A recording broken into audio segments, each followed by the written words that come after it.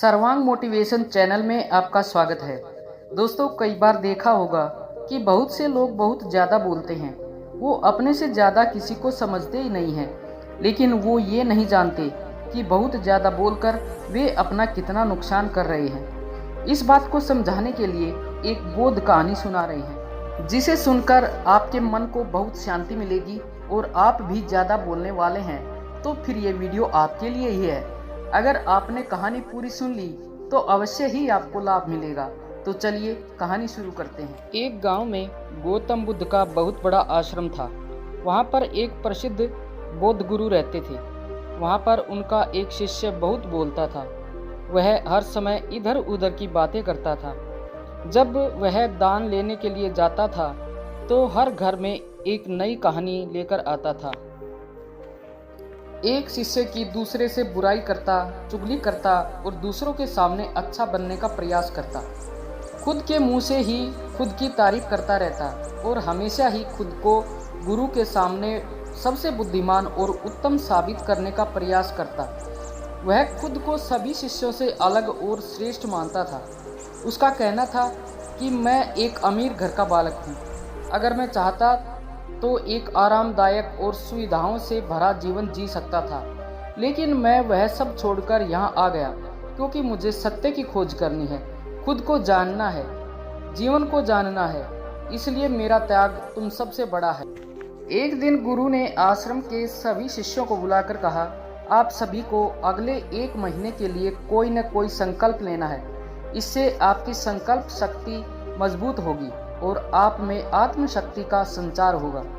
आप सभी अपने सामर्थ्य के अनुसार कोई भी संकल्प ले सकते हैं और यदि 1 महीने से पूर्व आप में से जिसका भी संकल्प टूट जाएगा तो वह अपनी पुरानी दिनचर्या में वापस आ जाएंगे। सभी शिष्यों ने अपनी शक्ति के अनुसार छोटे बड़े संकल्प लिए और गुरु को अपने अपने संकल्प के बारे में बताकर वहां से चले गए। लेकिन वह शिष्य जो खुद को सबसे अलग और बड़ा दिखाना चाहता था, वह सीधे गुरु की कुटिया में पहुंच गया और बोला, मैं कोई छोटा मोटा संकल्प नहीं लेना चाहता, बल्कि खुद के जैसा ही एक बड़ा और महान संकल्प लेना चाहता हूं। कृपया आप ही बताएं क्या संकल्प लेना चाहिए। उसकी यह बात सुनकर गुरु मुस्कुराए और बोले, क्या तुम मेरे द्वारा दिए गए संकल्प को पूरा कर पाओगे? क्या तुम्हारे लिए उसे पूरा करना संभव होगा? शायद नहीं, वह तुम्हारे लिए संभव नहीं होगा। तुम उसे पूरा नहीं कर पाओगे, इसलिए तुम खुद ही संकल्प ढूंढ लो। शिष्य ने कहा, नहीं गुरुदेव, आप जो भी संकल्प मुझे देंगे मैं जरूर उसे पूरा करूंगा। गुरु ने कहा, ठीक है, तो तुम अगले 1 महीने तक चुप रहोगे, मुंह से एक शब्द भी नहीं निकालोगे। यही तुम्हारा संकल्प है। शिष्य ने कहा, गुरुदेव, यह भी कोई संकल्प है? यह तो बहुत आसान है। 1 महीने तक चुप ही रहना है। आप कोई बड़ा संकल्प दीजिए जो मेरी योग्यता के लायक हो, जिसे पूरा करने में मुझे समस्या हो। गुरु ने कहा, पहले तुम इस संकल्प को तो पूरा करके दिखाओ। शिष्य ने गुरु की बात मान ली और वह उसी समय चुप हो गया और पलटकर कुटिया से बाहर चला गया। उसे चुप रहना बहुत आसान लग रहा था। उसने एक दिन तो जैसे तैसे चुप रहकर काट लिया, लेकिन दूसरे दिन से उसके मन में ना बोलने का बोझ बढ़ने लगा। तीसरे दिन उसे भारीपन महसूस होने लगा और चौथे दिन उसके अंदर एक अजीब सी बेचैनी होने लगी, क्योंकि आसपास आश्रम के सभी शिष्य एक दूसरे से बातें कर रहे थे। वह भी अपना पक्ष उनके सामने रखना चाहता था, उनकी बोलती बंद कर देना चाहता था, लेकिन उसका संकल्प उसके आड़े आ रहा था। इसलिए वह पूरे दिन मुंह और आंखें बनाता रहा। इसी तरीके से कुछ दिन और बीते। वह शिष्य बीमार पड़ गया। उसका सिर फटा जा रहा था। उसका खाने पीने तक का मन नहीं कर रहा था। वह सिर्फ बोलना चाहता था। वह गुरु के पास गया और उनके सामने बैठकर लिखकर उन्हें बताया, गुरुदेव, मैं बोलना चाहता हूँ। बिना बोले मुझे सांस नहीं आ रही। मेरा दम घुटता जा रहा है। मैं अंदर ही अंदर पागल हुआ जा रहा हूँ। मैं क्या करूँ? संकल्प तोड़ दूँ क्या? यह पढ़कर गुरु मुस्कुराए और बोले, संकल्प तो तोड़ने के लिए ही होते हैं, लेकिन जो अपने संकल्प को पूरा कर लेता है वही अपनी आंतरिक शक्ति को बढ़ाता है। और जो अपनी आंतरिक शक्ति को बढ़ा लेता है वह समाज और जागृति की राह पर आगे बढ़ जाता है। संकल्प का लेना भी तुम्हारे हाथ में था और इसे तोड़ना भी तुम्हारे ही हाथ में है। तुम्हारे बहुत से भाई अपने संकल्प को तोड़कर अपनी पुरानी दिनचर्या पर वापस आ चुके हैं। अगर तुमसे नहीं हो पा रहा तो तुम भी संकल्प तोड़कर अपनी पुरानी दिनचर्या पर वापस जा सकते हो। लेकिन याद रहे, अगर आज तुम इस छोटे से संकल्प को नहीं संभाल पा रहे तो तुम अपनी बाकी की पूरी जिंदगी को कैसे संभाल सकोगे। बाकी फैसला पूरी तरह से तुम्हारे हाथों में है। गुरु की यह बात उस शिष्य के दिल में चोट कर गई। वह बिना कुछ बोले वहां से वापस चला गया और खुद को अपनी कुटिया में बंद कर लिया। वह केवल अपने जरूरी कामों के लिए ही कुटिया से बाहर निकलता, बाकी सारे समय कुटिया के अंदर ही बैठा रहता। 15 दिन बीत चुके थे और आश्रम के लगभग सभी शिष्यों का संकल्प अब तक टूट चुका था, लेकिन उसका संकल्प अभी भी जारी था। संकल्प लेने के बाद से अब तक उसने एक शब्द भी नहीं बोला था। सारा आश्रम हैरान था कि इतना बोलने वाला इंसान चुप कैसे हो गया। 15 दिन बीतने के बाद वह दोबारा अपने गुरु के पास गया और लिखकर बताया, गुरुदेव, मैं बाहर से तो चुप हूँ, लेकिन मेरे भीतर बहुत सी आवाज़ें हैं, बहुत सी चीख पुकार और शिकायतें हैं। मैं अंदर ही अंदर बात करता रहता हूँ। मेरा मन तरह तरह के प्रश्न पूछता रहता है। मैं बाहर से जितना मौन हूँ, भीतर से उतने ही शोर शराबे से भरा हूँ। क्या इस तरह से मेरा संकल्प अभी भी जारी है? गुरु ने कहा, हाँ, तुम्हारा संकल्प अभी भी जारी है, लेकिन जब तक लोगों की ये आवाज़ें तुम्हारे कानों में पड़ती रहेंगी, तुम्हारा मन बोलता रहेगा, क्योंकि इसे तो आदत है बोलने की। तुम भले ही बाहर से चुप रहो, लेकिन तुम अंदर ही अंदर बोलते रहोगे। तुम्हें इन बातों से, इन आवाज़ों से दूर जाना पड़ेगा।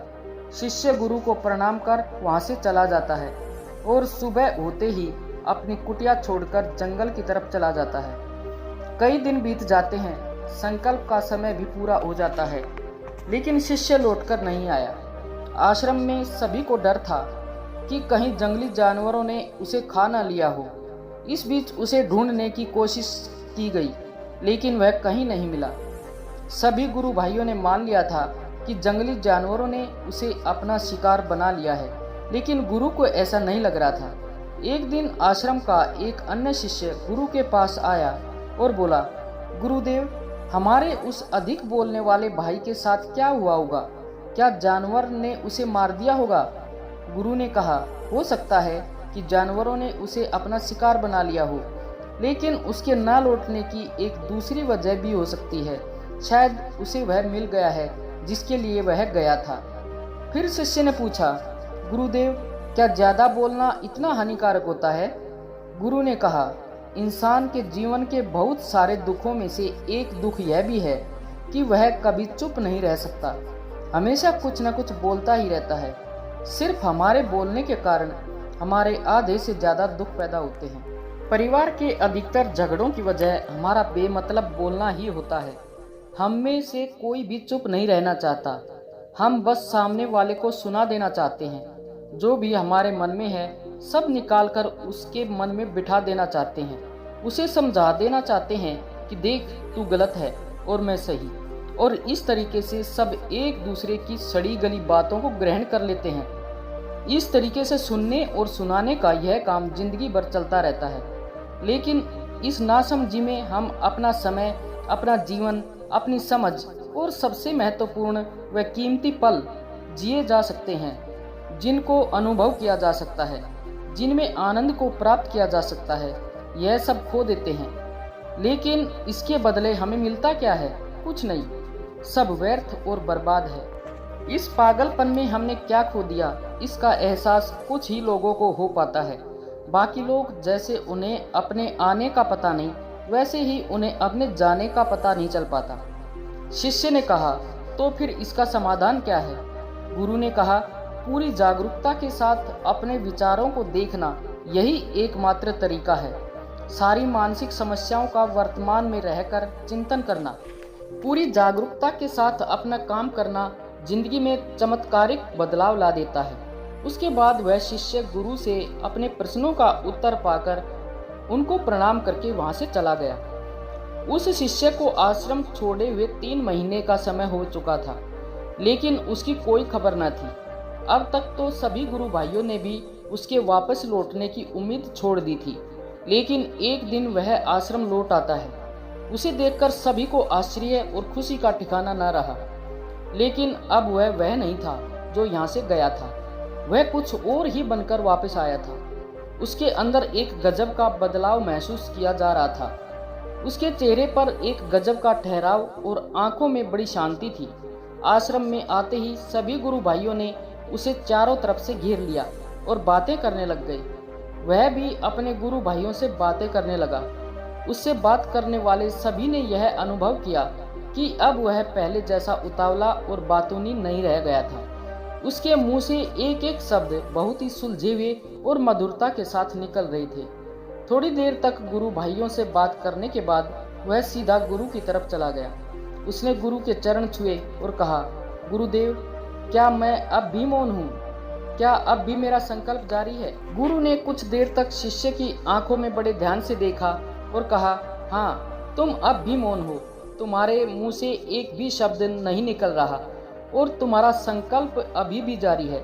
शिष्य ने कहा, गुरुदेव, जब मैं आश्रम से गया तो मैं मुंह से तो चुप था, लेकिन मेरे अंदर बहुत सी आवाजें थी। मन में बहुत से प्रश्न थे और वह बंद नहीं हो रहे थे। तो मैं जंगल में चला गया, इस उम्मीद से कि वहाँ मुझे शांति मिलेगी और मेरे मन की बकबक कम हो जाएगी। लेकिन मैं जितना एकांत में जाता गया, मेरे अंदर की आवाज़ उतनी ही तेज होती गई। मेरे भीतर की पुरानी से पुरानी आवाज़ मुझे सुनाई देने लगी। तब जाकर मैंने महसूस किया कि मैं कितना गलत कर रहा था। जब मैं अपने परिवार वालों, दोस्तों को और गुरु भाइयों को बुरा भला कहता था, तो उस समय मुझे लगता था कि मैं सही कह रहा हूँ। जब मैं गुरु भाइयों की एक दूसरे की चुगली करता था और उनका मजाक बनाता था, तब भी मुझे यही लगता था कि मैं उनसे बेहतर हूँ और मैं सही कर रहा हूँ। लेकिन उस दिन मैंने पहली बार महसूस किया कि मैं कितना गलत बोलता था। काफ़ी दिनों तक ये आवाज़ें, ये शिकायतें मेरे अंदर चलती रही, लेकिन धीरे धीरे करके एक दिन ये सारी आवाज़ें मेरे अंदर से समाप्त हो गई। अब मैं भीतर से भी मौन हो गया। उस घने जंगल में बाहर से कोई बोलने वाला नहीं था और भीतर कोई आवाज़ बची ही नहीं थी, और मैं उस दिन पहली बार मौन का सही अर्थ समझा। मेरे चारों तरफ बहुत शांति थी। हालांकि अभी भी कुछ आवाज़ें आ रही थी जो पहले भी आती थी, लेकिन मैं उन्हें सुन नहीं पाता था। पर अब वह सभी आवाज़ें मुझे स्पष्ट रूप से सुनाई दे रही थी। हवा के चलने की आवाज़, चिड़ियों के चहकने की आवाज़ और पानी के बहने की आवाज़, ये सभी आवाज़ें मैंने पहली बार पूरे होश पूर्वक सुनी। अपने चारों तरफ इतनी शांति मैंने पहले कभी महसूस नहीं की थी। तो इस शांति को भंग करने के लिए मैंने पहली बार अपने मुंह से कोई शब्द निकाला। मैं चिल्लाया, हे ईश्वर, ये कैसी शांति है? सभी कुछ इतना शांत क्यों है? ऐसा क्या हो गया? लेकिन मेरे चिल्लाने के बाद भी शांति भंग नहीं हुई। सब कुछ पहले जितना ही शांत था, बाहर भी और भीतर भी। हे गुरुदेव, मैंने अपने गुरु भाइयों से बात की, मैंने आपसे बात की, मैं बोल रहा हूँ, मैं चल रहा हूँ, मैं सब कुछ देख रहा हूँ, लेकिन मैं अपने भीतर एकदम एकांत में हूँ, मौन में हूँ।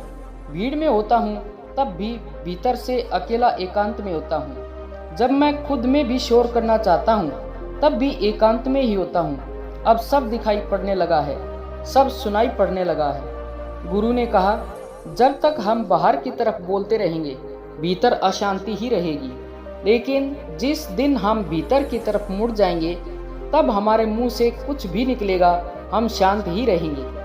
दुनिया में जितनी भी बुराइयां हैं ज़्यादातर हमारे बोलने से ही उत्पन्न होती हैं, क्योंकि हम चुप रहना नहीं चाहते। हम जितनी ज़रूरत है उससे कहीं ज़्यादा बोलते हैं। हम सामने वाले को सुनना नहीं चाहते, बल्कि उसकी बोलती बंद कर देना चाहते हैं। उसे समझा देना चाहते हैं कि मैं कौन हूँ, मैं क्या कर सकता हूँ, और यही हमारी ज़िंदगी का मकसद बनकर रह जाता है। हमारी सारी ऊर्जा व्यर्थ के बोलने में बर्बाद होती रहती है।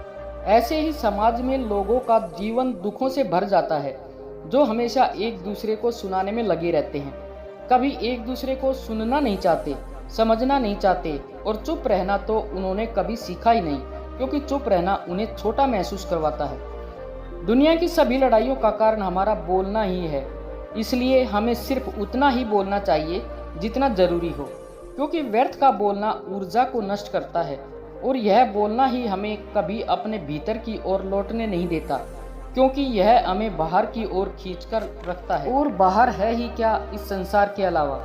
लेकिन अगर अपने भीतर के संसार की ओर मुड़ना है तो इस मुंह को बंद ही रखना चाहिए। इसलिए जितने भी बुद्ध हुए, आत्मज्ञानी हुए, वह सभी एकांत की ओर भागे, क्योंकि उन्हें ज़्यादा न बोलना पड़े, ज़्यादा न सुनना पड़े। वे एकांत में रहे और शांत रहे, इसलिए आसानी से भीतर की यात्रा कर पाए। लेकिन अगर कोई चाहे तो इस संसार में रहकर भी एकांत में रह सकता है, शांत रह सकता है, लेकिन इसके लिए उन्हें अपनी ऊर्जा बचानी होगी, जिसे वह अब तक अपने व्यर्थ के शब्दों में बर्बाद कर रहे थे। दोस्तों, इस कहानी की सीख यही है कि व्यर्थ का बोलना ऊर्जा को नष्ट करना है। ज़्यादा और व्यर्थ बोलना ही हमें अपने भीतर की ओर लौटने नहीं देता, क्योंकि यह हमें बाहर की ओर झुकाए रखता है।